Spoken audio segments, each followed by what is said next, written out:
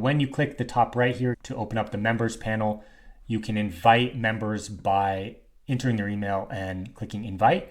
And make sure as soon as you invite them that you add them to whatever room you want them to have access to, and that you specify whether they're a collaborator or viewer. Collaborator basically means that they can access all of the projects in that room and they can edit them and work on them, but they can't create new projects.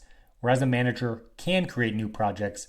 And of course, a viewer can only view and they can also comment on those projects, but they can't actually edit them. So just make sure you give them the right permission level and that you actually add them to the room so that when they come in, they actually have access. Otherwise, they'll have an account, but no access to what you added them to. So that's how you add members. You add them to the rooms that you want to add them to, and then they have access to all the projects for that room. It might seem complicated, but it's typically pretty simple. You're gonna just have one workspace you're gonna work inside of.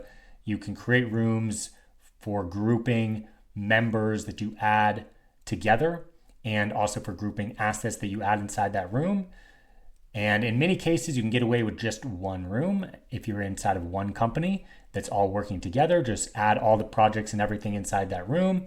And if you're working with multiple clients, just create a different room for each client, and then you can invite separate people to each of those rooms. So hopefully that's pretty clear. I can also click the share link.